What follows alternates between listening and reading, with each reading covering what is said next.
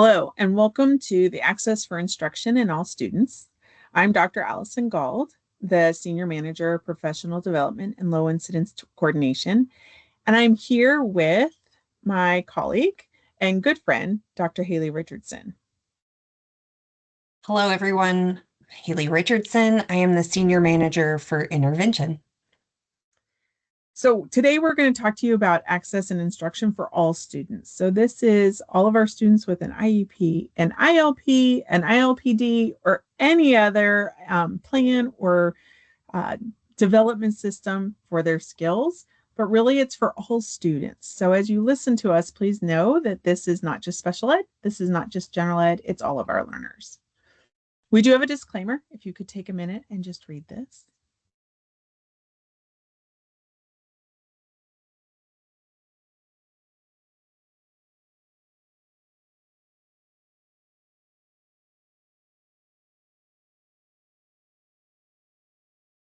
Let's get started. So let's look at our objectives for today.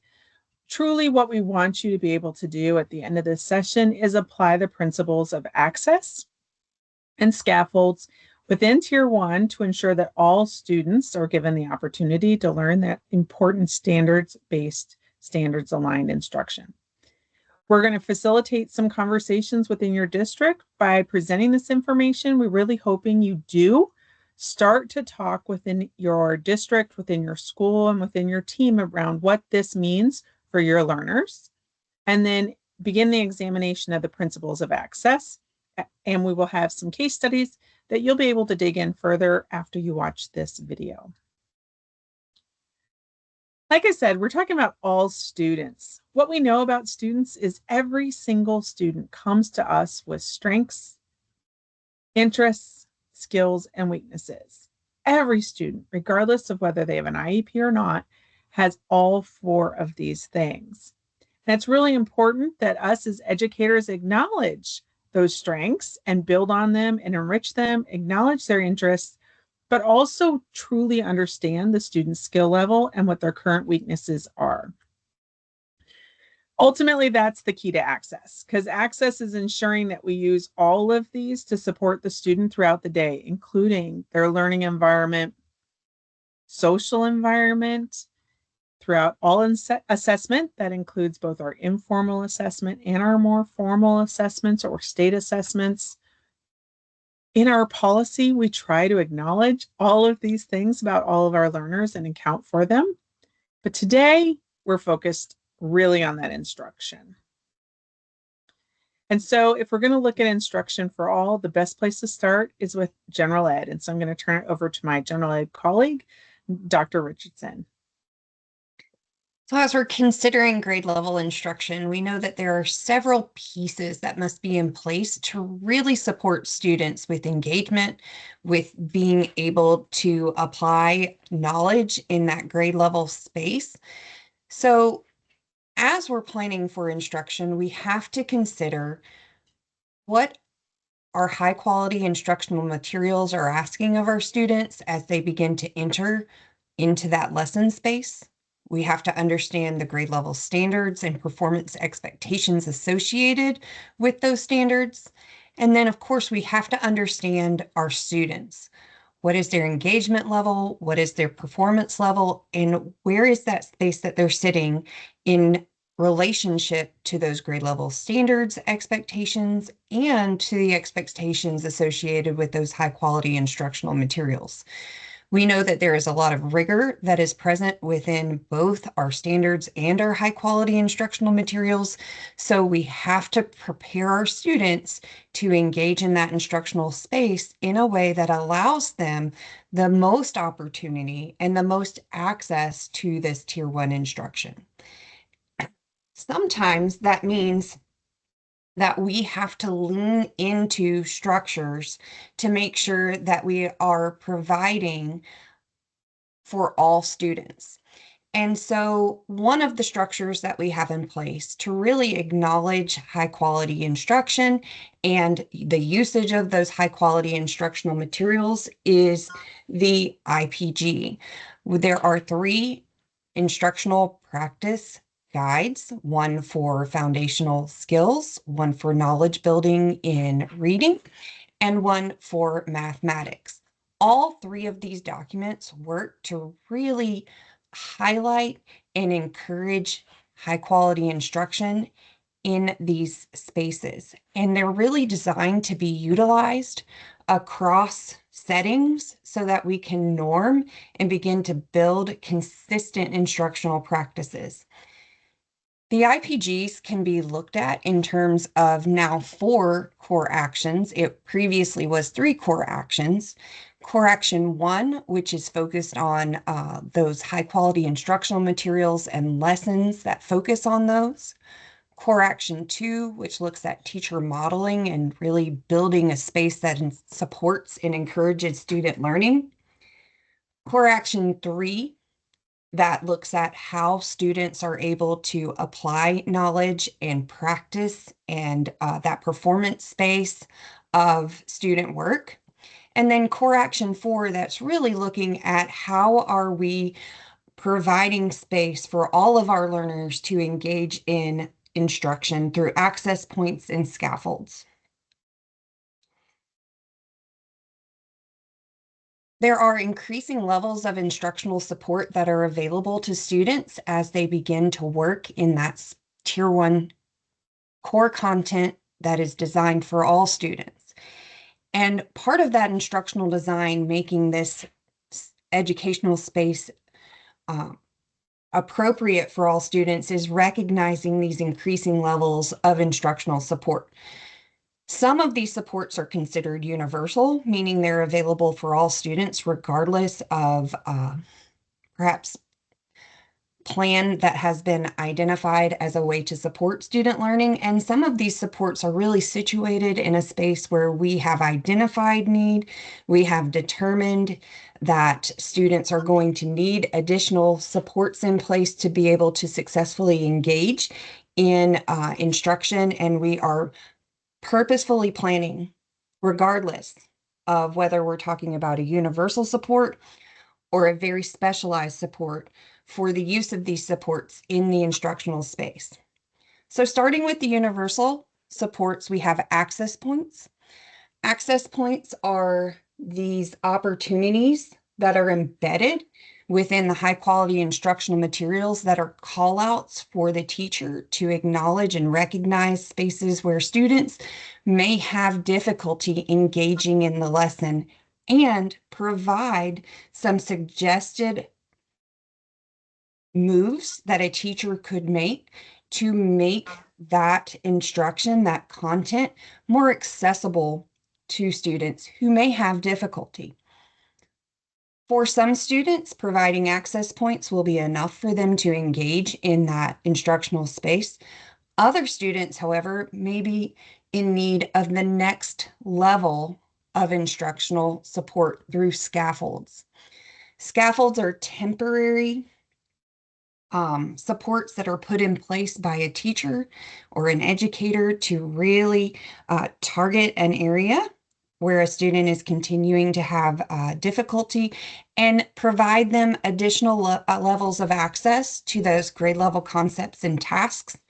Instructional scaffolds may be designed to support access to text or even access to how a student is being asked to demonstrate knowledge. So there's flexibility in both access points and instructional scaffolds. They are temporary, they are dependent on the lesson, on the content, even perhaps the period of time that they're being utilized, but they're able to be put in place and removed as a student need is demonstrated. Additional levels of support include accommodations and modifications, but these are more intensive levels of support that require some level of identification that's been in place that highlights that student is going to have a need that may lead into these greater levels of support.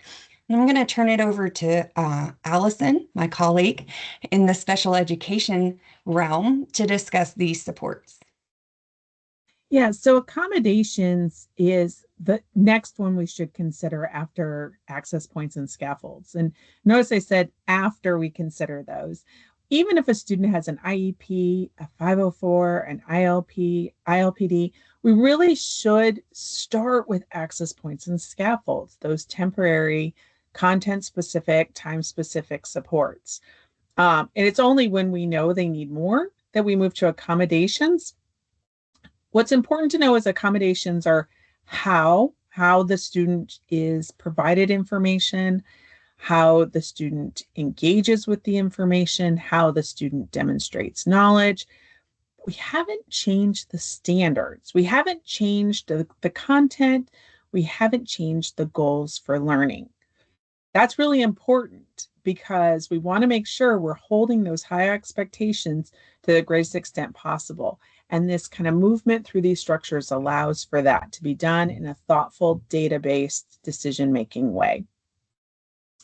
The accommodations usually at this point are longer in time in that we are considering that the student's going to need that accommodation regularly, daily, within the confines of what we've defined. And we'll give you some examples throughout this presentation. And it is only after we've tried those three or we've considered them and only after we've looked at the data that we should consider modifications. Because modifications change what we teach, what we expect the student to know, what we expect the student to demonstrate.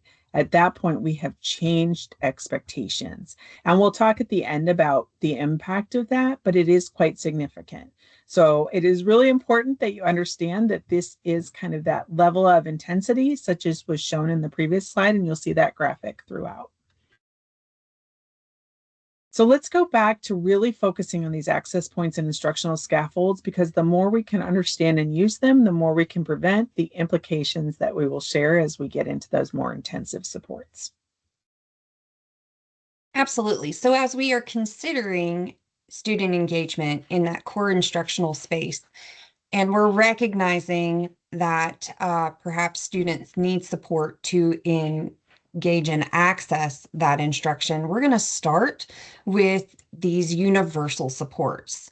These universal supports are designed to help students engage in the instructions at the grade level expectation level. They are not reducing or detracting from the rigor or the established grade level expectation, but rather providing additional opportunities for students to engage in that learning experience. So as you're looking at this graphic, you notice that access points and instructional scaffolds are represented here, and that there are some elements that are shared by both supports. Access points are typically provided within the high quality instructional materials. They can typically be found in that teacher resource material. They are highlighted and brought forward within the instructional space and encourage teachers to plan in advance for providing these supports. Instructional scaffolds are a slightly increased level of support, still operating in that universal space, which means it's available to use with students, any students who have this need. They are teacher generated, they are student specific, and they are provided to, again, give that additional level of entry, and they follow really specific needs. Both of these supports are temporary. Again, they're available to all students, and they're implemented in time with the need and also removed when that need is no longer present. So let's look at what an example of this might look like. In this example, we are providing a secondary example in world geography. So this would be a high school setting. You see at the top of this screen the standard that is associated with this lesson. So students are asked to describe how unique weather patterns impact geography and population distribution of a region. And then there are a series of examples of those unique weather patterns. So a lesson designed to demonstrate a student's mastery of this particular standard may require students to read a passage regarding unique weather patterns and population distribution, may also require students to interpret a map and then to produce something in response to this knowledge that they have engaged with. So if we're thinking about access points in a lesson like this may be specific vocabulary that has been highlighted as challenge points. So perhaps within those high quality instructional materials, the teacher is going to be prepping the work, is going to be acknowledging that there is some vocabulary, some terminology that needs to be pulled forward to help students better be positioned for understanding and comprehending the text that they're reading. An additional level of scaffolding may be highlighting the vocabulary or color coding the vocabulary to fit with vocabulary that is specific to weather versus vocabulary that is specific to population distribution. Again, these are universal supports that are available to all students, and what they're designed to do is increase a student's ability to engage with that grade level content and expectation. You'll notice that the vocabulary didn't change, the expectation of the lesson didn't change, but what we are putting in place, again, highlights for students important bits of information that they're going to be exposed to and supports them in gaining that knowledge and then later applying that knowledge. For some students, these universal supports are not going to be enough, and we're going to have to look at increasing levels of support. And as we move into that space, we're going to want to be sure that we're collaborating with our colleagues who are working to support our students with those additional needs. So I'm going to turn it over now to Allison to kind of support us in this space of what might this look like as we move into accommodations or modifications. Thank you, Haley, for explaining how many supports we have at that access level and scaffolding level, which I think is really important because there's a lot of needs for students that can be addressed that way.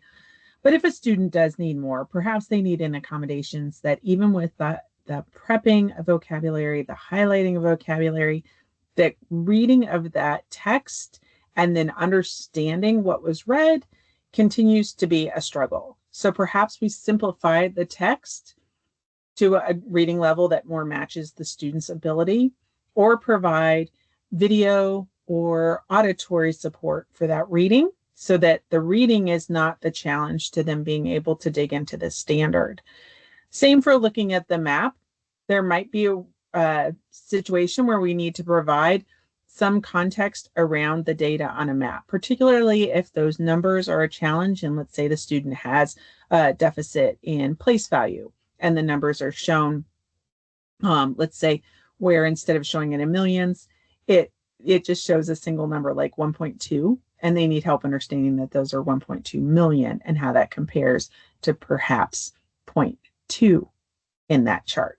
So providing additional context and supports around those numbers or simplifying text might be even simplifying the data for the discussions of comparison so that they can start to dig into how it impacts, but not necessarily the specific data.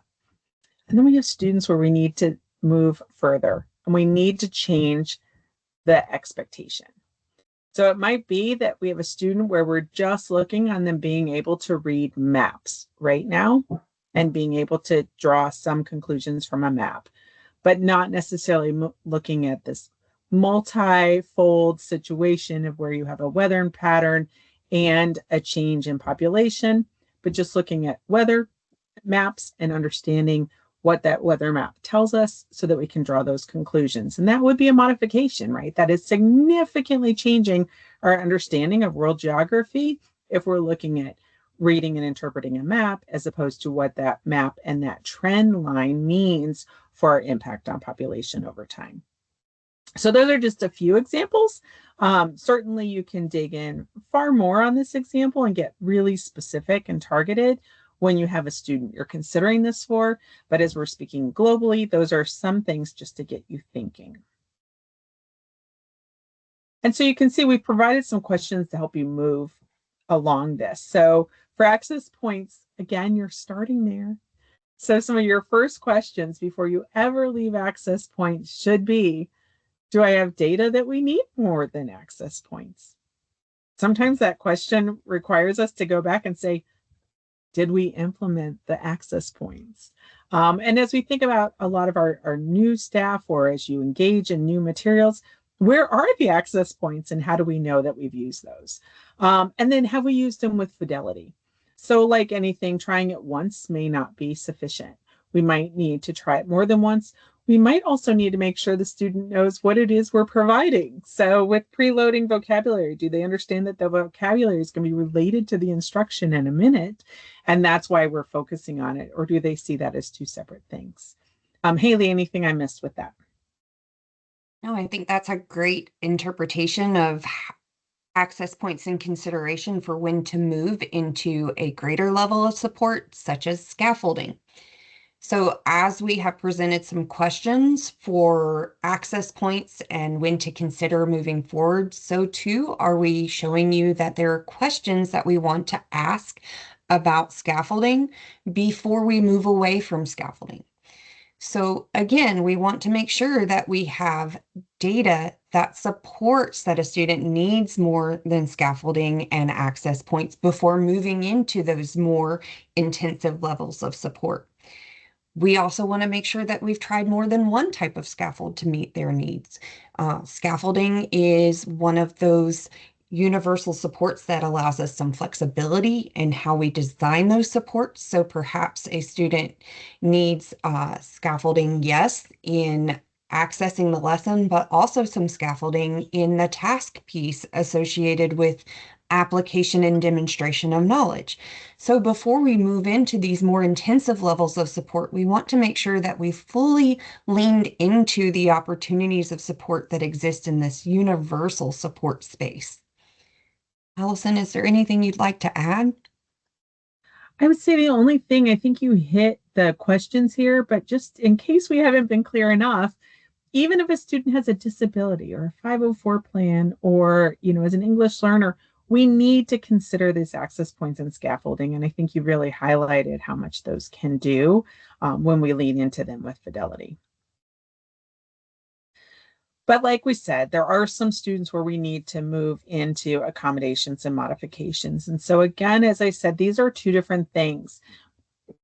We need to be careful as special educators. I think we talk about accommodations and modifications as one thing. And in some ways, that's because of the structure of like developing an IEP, we address it at the same time, but they are two different things. And it's important that we not only know that as special educators, but we explain that to our general education colleagues as well, because we can accidentally do one when we mean the other. So I'll give you an example. In my last school district I worked in, we had a math curriculum where the students took home 4 questions every single day. And number 1 was always math calculation. Number 2 was always geometry. Number 3, algebra. And number 4, statistics. So if you have a student where let's say that anxiety is really impacting the student and they struggle that when they're doing independent work, they want it to be perfect. And they tend to kind of cycle in erasing and trying to get it perfect and clean to the point that they're creating even more anxiety on getting work completed. So the team might have said for an accommodation, they're going to have reduced homework. Well, if you go back to that math page, I said, if you cut it in half and say they're only going to do questions 1 and 2, that means the student never gets algebra or statistics. Well, that would be a modification, not an accommodation. Whereas if you rotated or randomly selected 2, that would be an accommodation because then the student would still have access to all 4 components of math. So it's very easy to accidentally do one instead of the other. Another common one is we have a lot of students who receive read aloud. But if the lesson at that time is learning how to read, Read aloud is a modification. It removed the chance to learn how to read. Whereas if it's something like we talked about earlier in world geography, where you're using the reading to understand a whole concept around weather patterns and population, then it would be an accommodation. So you can see this gets really tricky and has some nuance to it. And so it's important we understand the difference, but it's really important that our general education partners know the difference as well. Ultimately, we need to assume that students can and will thrive when we put these supports in place, access points, the scaffolds, then looking at accommodations if necessary or modifications if necessary. And we really assume that those access points and scaffolds can do a lot because they can, rather than jumping to this more intensive accommodations and modifications. Even if the student has an IEP, we need to lean into the lower level supports that are temporary rather than assuming this more fixed support system because they simply might not need it. And remember, accommodations are intended to reduce the barriers or minimize the barrier and ensure that the student can participate. They are intended to keep the rigor to the task, but these are not selected to ensure a student becomes proficient. Accommodations should ensure the student can participate and demonstrate their knowledge, but it shouldn't inflate their knowledge. Anytime we're looking at a support as a chance to inflate a score or make something appear as though the student has more knowledge than they do, we have overstepped the intention of these supports. And I say that because this most often comes when we're talking about supports during assessment, whether that's an informal assessment in the classroom or more formal. We want students to show their best light, but we forget that their best may mean that there are things that they're not able to do at that time, and that should be okay. That should be important data for us as teachers. We don't use accommodations to change that. But let's look at another example and kind of walk through what this looks like for students. So in this case, we're going to look at pre-kindergarten. This is a pre-kindergarten standards about giving a number from 1 to 10 and counting that many objects. So Haley, if you could kick us off with some access points for these students. Absolutely. So if we're looking at this standard, we see that demonstrating mastery of this skill would look like the student counting up to 10 objects found in the sensory bin by touching each item as counted. So when we're thinking about access points and we're thinking about that first opportunity to support students in a space when they need additional access or additional opportunity, and how are we going to design this lesson? We're going to look in our high quality instructional materials, or we're going to look at those materials and decide what would be a first place for us to be able to acknowledge and recognize where difficulty might sit for some students. For some students, it may be that they need a reminder. They need that visual of what does it look like to count out objects. So one of our access points may be modeling, it may be demonstrating for our students that we are going to be selecting items, and then we're going to show them what it looks like to pick the object up and count in time with that.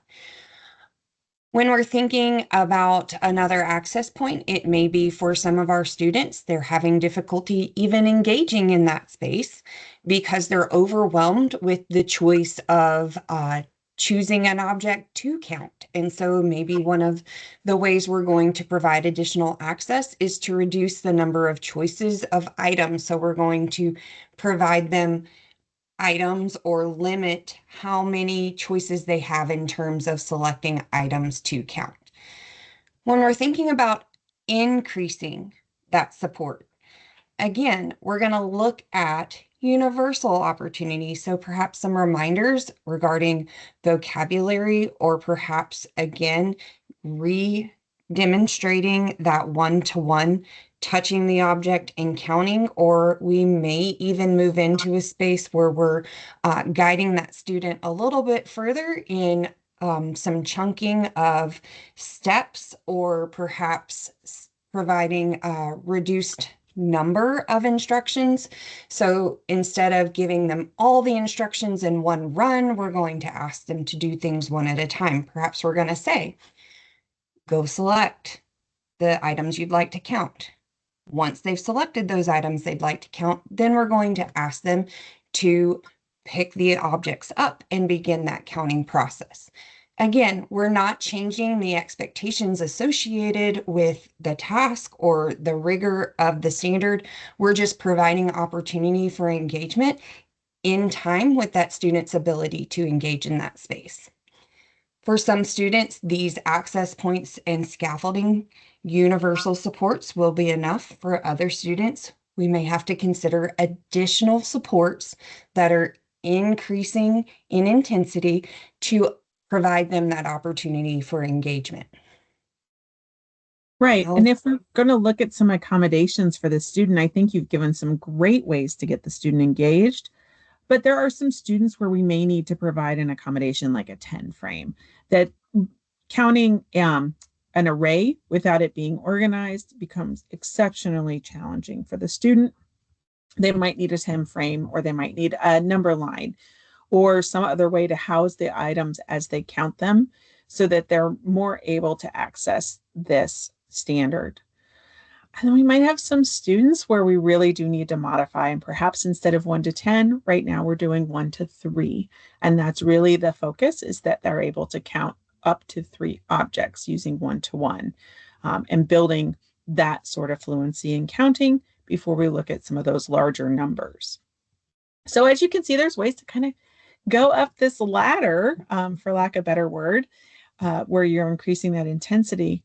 But there is a lot at the bottom of that ladder for all learners to be able to engage at a very different level in their Tier 1 instruction, which I think is so important and has been so highlighted by my colleague here. And so how do I know? How do I know that I need to get that intensive? You keep saying there's a lot at this access points and scaffolding, and hopefully you've heard some ideas you hadn't thought of before. Well, again, there's some questions we've got for you here. And one of them is, do you even have data that an accommodation is needed? And the data is not student has IEP. The data should be based on student performance. What is the student doing in class? What are they struggling to do? Are they struggling to do that across a variety of content in a variety of ways? Or in one content, are we seeing that regardless of the skill, right? Really starting to dig in and understand what that data tells us. Have you considered eliminating or fading an accommodation? Sometimes we have students where we've added and added and added so many accommodations that at this point the student doesn't know where to begin themselves. It's quite a hurdle for them to figure out how to put together all the accommodations. And frankly, for some of our teachers, we're not sure how to put them together. So maybe we need to fade some or eliminate them. And sometimes when we do that and the student's not trying to use the accommodation, but instead trying to do the learning, we see that they are in fact ready to do so without the accommodation. And have we considered more than one accommodation? Sometimes we start with one. Our common ones: extra time, read aloud, calculator, right? Those are 3 we tend to start with, but those might not be the ones this student needs, not any of them. They might need something very specific for them. So we might need to try something, say that didn't work, try something else and see if that makes an impact for the learner before we ever move to modifications. And here's why this is so important. Modifications create a tremendous impact on our student learning. Modification, by its very nature, is a reduction in expectation. We're reducing what we're teaching. We're reducing what we expect them to learn. We're reducing what we expect students to demonstrate. So you can see here the upper arrow, which is kind of what we would expect for anybody. And then that lower arrow, which to me looks orange, is modified. It's when we reduce that expectation. Now, for some of our learners, that's appropriate, but not for probably as many as are receiving modifications right now. And here's what that looks like over time. And I think we forget this. It's easy to get lost in kind of the grade or age span we're in. But if we're reducing it, that means every single year we're increasing the gap between the grade level and where that student is, and frankly, where we're expecting them to be. And that gap becomes insurmountable. And here's what I know, and this is why we are presenting this, this is why we share this information, is that we have students who have received modified work who didn't need it. And I know that because all year, about one call a month and a little bit more in the spring, I will get an email or a call from a district where they've had a high school student that they've just completed a reeval for, usually in preparation for adult services. And it's often the first time they've had a full battery of assessments in quite some time because they've been using the review of records to establish eligibility in the past. And what they find is the student didn't actually have a cognitive disability. Typically, it's a result of the fact that the student has a very significant language disability, and it appeared as though they had a cognitive disability because of the impact of that language. And now that the student's been in school for years and years, we realize that that's the case. The problem is we created this tremendous, insurmountable gap for the student by having changed those expectations. And so what do we do now? And it is an incredibly hard phone call. It's certainly not by anybody trying to do anything other than the best for the student, but the result still is the same.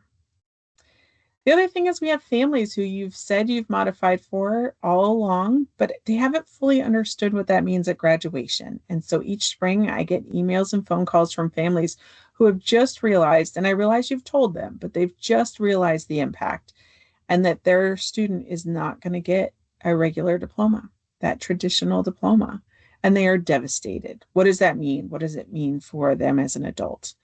And it's true because as an adult, the story we're sharing is that this is an individual who needs significant modifications in everything.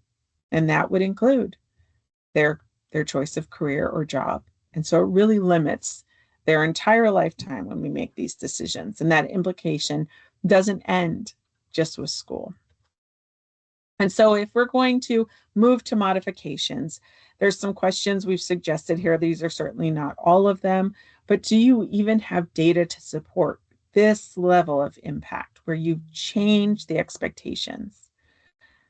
Are you sure you've informed the IEP team members of the implications? I think it's easy in that moment to want very much for the student to feel success and forget the cost of that feeling of success over time, and really making sure that it is the cost that is worth it.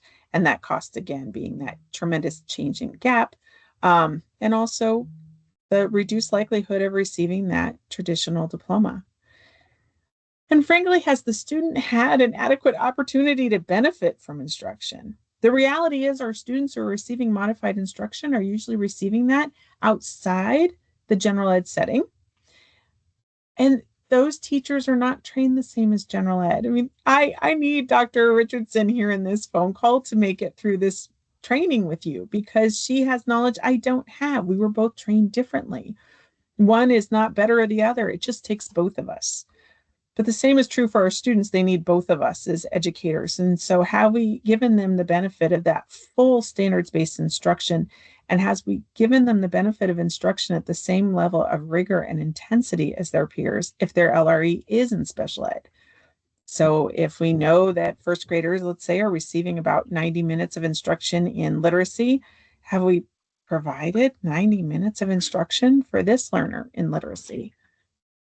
More often than not, sadly, what we find is students that are receiving modified instruction receive less. And so these are really good questions to point us back to all of our daily practices for all learners, again, to ensure everyone receives access. And so let's look at our final example here of elementary school. This is a third grade standard in English language arts, and this one's about determining the main idea. Dr. Richardson, I know this is an incredibly hard standard. Can you kick us off in what this might look like? Absolutely. So, for those of you who have been involved in providing instruction in reading in the elementary space, you know that determining the main idea of a text is a recurring standard that is supported in every grade level. And that is because it is a critical component of comprehension. what is this text even about? And how do I know it's about what I have said it is about? So again, identifying the main idea of a text, being able to recount the key details and explain how they support the main idea is the standard that we're looking at in this example. So this most likely is going to involve a passage that a student is going to be asked to read.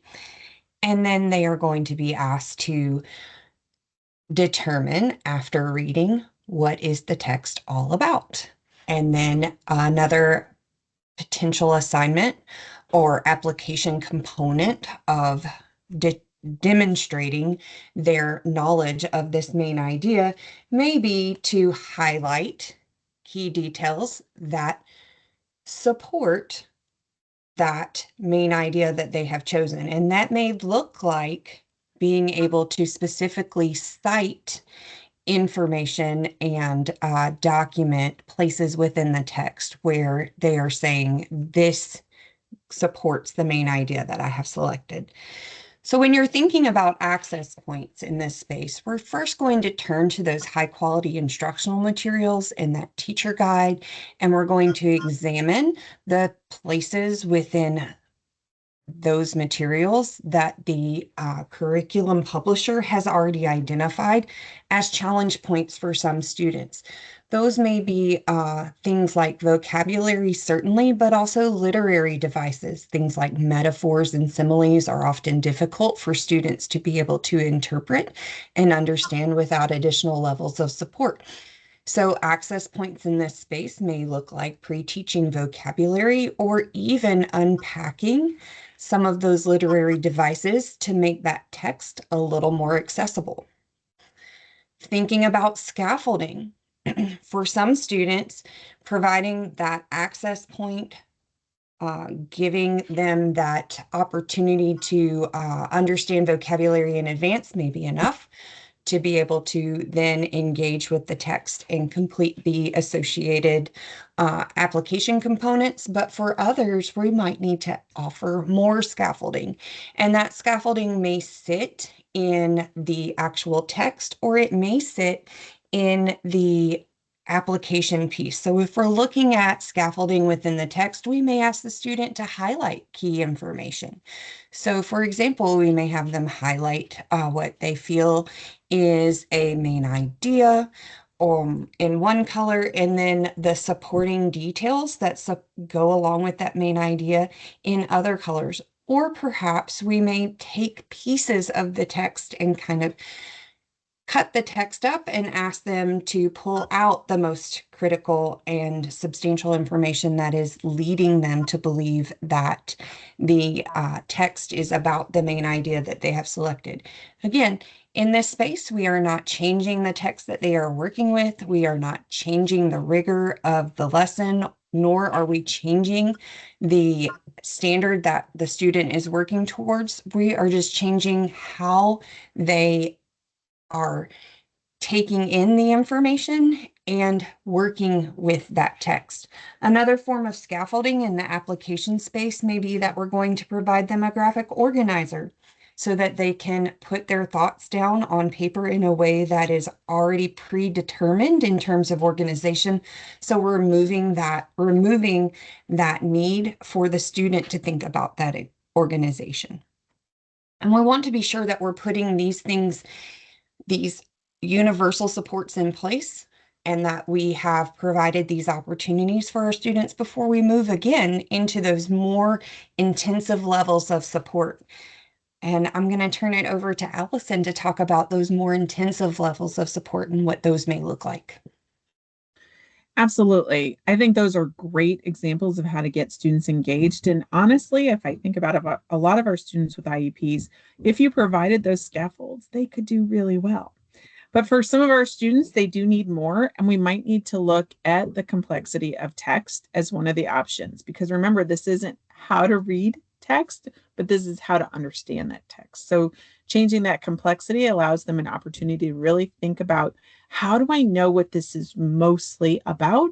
And how do I know the details that are important in defending that?